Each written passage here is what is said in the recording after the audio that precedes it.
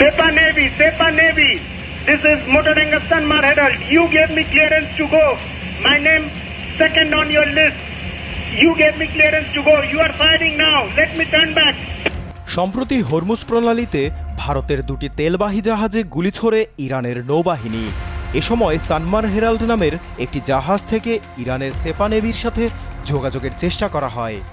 Viral আরও এক radio বার্তায় হুঁশিয়ারি দিয়ে বলা হয়, হরমুজ পাড়ি দিতে হলে সেফা নৌবাহিনীর অনুমতি লাগবে। প্রশ্ন হলো, ইরানের সেফা নেভি আসলে কারা? আইআরজিসির এই বিশেষায়িত বাহিনী কেন এত শক্তিশালী এবং হরমুজ প্রণালী নিয়ন্ত্রণে এরা কিভাবে সক্রিয় ভূমিকা রাখছে? Strait of Hormuz is still closed. We will open it by the order of our leader Imam Khamenei, not by the tweets of some idiot.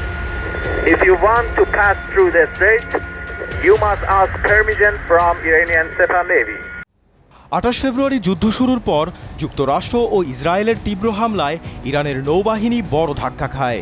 US central কমান্ডের দাবি, শ্রীলঙ্কার উপকূল থেকে পারস্য উপসাগরীয় অঞ্চলে এ পর্যন্ত ইরানের 1.5 শতাধিক যুদ্ধজাহাজ ও নৌযান ডুবিয়ে দেয়া হয়েছে। মার্কিন প্রেসিডেন্ট ডোনাল্ড ট্রাম্পও একাধিকবার জোর দিয়ে বলেন, ইরানের নৌবাহিনী বলতে আর কিছুই অবশিষ্ট নেই। কিন্তু বাস্তবতা বলছে ভিন্ন কথা। মার্কিন নৌ অবরোধ থাকা সত্ত্বেও হরমুজ প্রণালীর নিয়ন্ত্রণ এখনও পুরোপুরি ইরানের হাতেই রয়েছে। আর এই নিয়ন্ত্রণ ধরে রাখার পেছনে গুরুত্বপূর্ণ ভূমিকা পালন করছে ইরানের দুর্ধর্ষ নৌ কমান্ডো ইউনিট সেফা navy special force. US Navy warship 121. This is Sepa Navy station. You must alter course and go back to the Indian Ocean immediately. 1980-এর দশকের শুরুতে ইরাক-ইরান যুদ্ধে এবং 1988 সালে অপারেশন প্রেইং মেন্টিসে মার্কিন নৌবাহিনীর সাথে সরাসরি সংঘর্ষে ইরানের নৌবাহিনীর ব্যাপক ক্ষয়ক্ষতি হয়।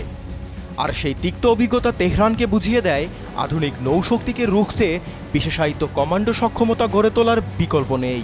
সেই প্রেক্ষাপটেই 2006 সালে গঠিত হয় Islamic revolutionary guard corps navy IRGCN এর এলিট কমান্ডো ইউনিট সেফা নেভি স্পেশাল ফোর্স বা SNSF।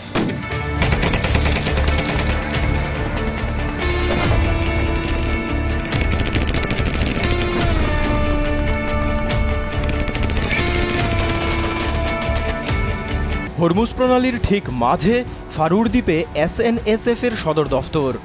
এখান থেকেই বিশ্বের ব্যস্ততম সামুদ্রিক চোখ পয়েন্টে নজরদারি, নিয়ন্ত্রণ ও বিভিন্ন ধরনের বিশেষ অভিযান পরিচালনা করে বাহিনীটি। এতে মার্কিন ডেল্টা ফোর্স ধাঁচের অপারেটর, ফ্রগম্যান বা ডুবুরি, স্নাইপার সহ দক্ষ বিশেষজ্ঞ সেনাদল রয়েছে। এরা মরু অঞ্চল, রুক্ষ পর্বত, আর্কটিক ও সামুদ্রিক পরিবেশে গেরিলা যুদ্ধ এবং হেলিবর্ন অপারেশনে বিশেষভাবে প্রশিক্ষিত। ইউএস নেভি সিলের আদলে গঠিত বাহিনীটির প্রধান দায়িত্ব এন্টি সাবোটেজ মিশন, জিম্মি উদ্ধার এবং সার্চ অ্যান্ড সিজার অপারেশন পরিচালনা করা। পাশাপাশি তারা অ্যাসিমেট্রিক যুদ্ধ পরিচালনায়ও সমানভাবে পারদর্শী।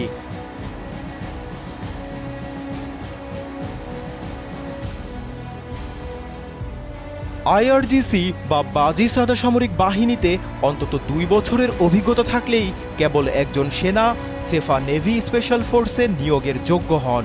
তবে এর জন্য অত্যন্ত কঠোর বাছাই প্রক্রিয়া পাড়ি দিতে হয়, যেখানে মাত্র 10% প্রার্থী সফল হন।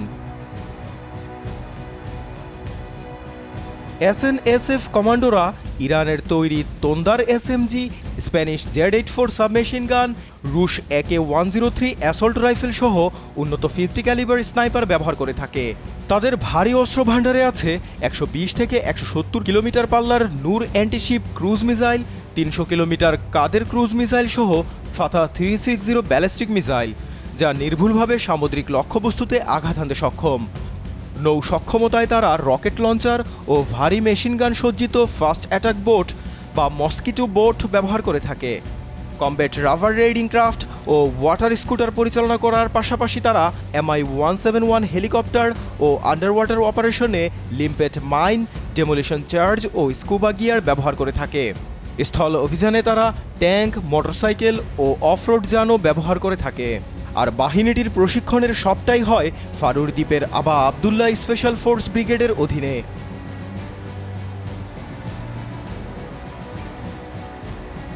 2026 সালের যুদ্ধ ছাড়াও এই ইউনিটের আছে গ্রেট প্রফেট সিরিজের সামরিক মহড়ায় নিয়মিত অংশ নেয়ার অভিজ্ঞতা, যেখানে তারা জাহাজ আক্রমণ, সোয়ার্ম ট্যাকটিক্স ও উন্নত উভচর অভিযান প্রদর্শন করে।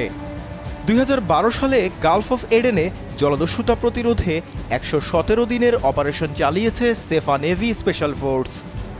এছাড়াও 2024 সালে তারা হরমুজ প্রণালীতে এমএসসি এরিস জাহাজ জব্দ করে এবং অতীতে ব্রিটিশ পতাকাবাহী ট্যাঙ্কার আটকের ঘটনায় বাহিনীটির ভূমিকা আন্তর্জাতিকভাবে আলোচিত হয়েছে।